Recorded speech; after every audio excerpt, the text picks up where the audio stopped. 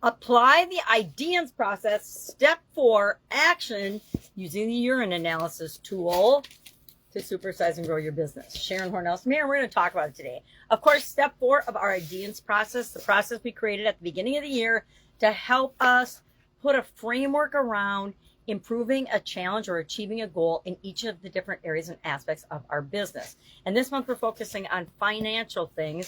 So the financial IDEANCE process, as I call it, is the same process that we're using for the other areas and aspects of our life, but we're focusing on our financial health and well-being. So we picked a goal or a challenge area earlier this week, and now we've brainstormed alternatives yesterday. We talked about where we are, where we want to be. That formed a gap, and now we're filling the gap with the rest of the process. The first step we took was to brainstorm possible ways to fill that gap, right?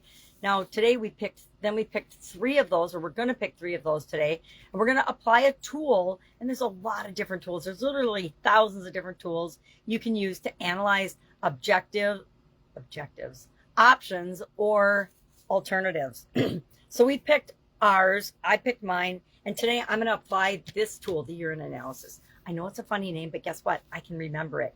And anything I can remember, I'm more likely to use. So what does the acronym URINE stand for? It stands for urgent, resources, important, necessary, and energy.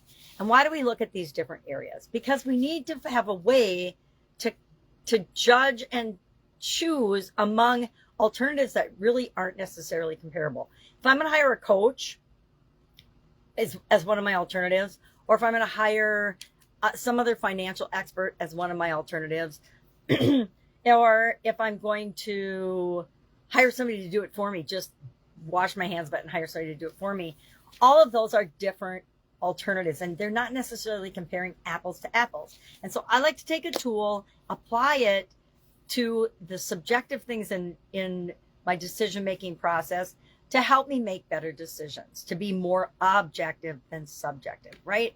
We all think we're these rational, objective human beings, but we're really not. We just make our decisions based on feelings. But then we have these cool tools that help us add objectivity to it so we feel better about the decisions and the choices that we make. So what do these stand for? Urgent. Is it important, or is it urgent? Do I have to do this now? Is this something that has to be done right now? Is it a limited time offer? Is there fake scarcity or real scarcity behind it? So I'm going to look at each of the different alternatives that I'm looking at to achieve my financial goal by the end of the year, or to overcome a financial challenge that I'm having by the end of the year. Is it urgent that I take? And I rate them. So I choose 3 alternatives because that's enough for me to analyze. And I give each one a weighted average, 3, 2, 1. Now, the interesting thing about this model is for resources and energy, if it takes more, it gets a lower number. If it takes less, it gets the highest number. So if one of my alternatives is free, the amount of resources that takes is 0, except for my time and energy, and that comes under energy.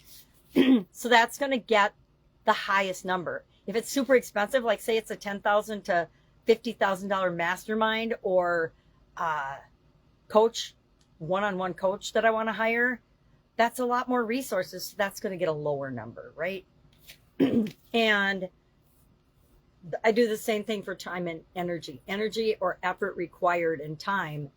If it takes a lot of time, if it's going to take a lot of time for me to do this thing myself and I don't have any time, then it's going to get a lower number, right? Because it's how we grade is subjective to create an objective number to help us with our analysis.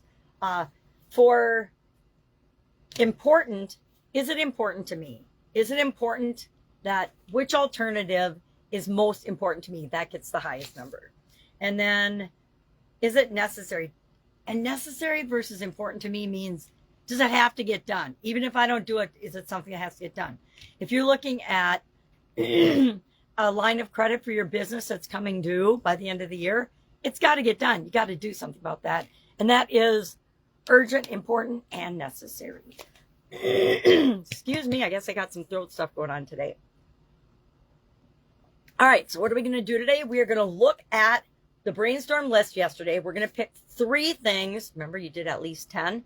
We're going to pick 3 of those, and we're going to apply the urine analysis to it and ask ourselves and give urgent, important, and necessary, whichever ones are the most to you, most urgent, most important, most necessary, gets the highest number. Whatever takes the most resources for energy, effort, and for resources that like time, money, money, materials, access to materials, right? If you can't get the materials and it's going to be super expensive, then that's going to get the higher number, the lower number, because we want to do the alternatives that are the least expensive, quickest, easiest, fastest to do. Why? Because we want to act today. We want to take action on the winner of our contest for the best alternative or the best option that we found yesterday. We want to take action on that today, like right now. After you listen to the video, after you think about it, after you do your analysis, as quickly as we possibly can, we want to take some actual action moving us toward that. Maybe it's just to pick up the phone and call somebody. Maybe you set an appointment. Maybe you email someone. It doesn't have to be a hard action, but you have to do something today to reinforce the decision and the choice of the option that you selected. All right. Any questions about this? Please ask.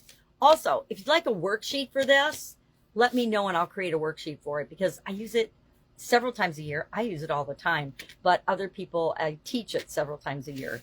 So if a worksheet would help you, let me know and I'll quickly create one, probably using AI, because AI is a very helpful tool that even us old people need to learn about. All right. Have an awesome day, and I'll, of course, be with you tomorrow.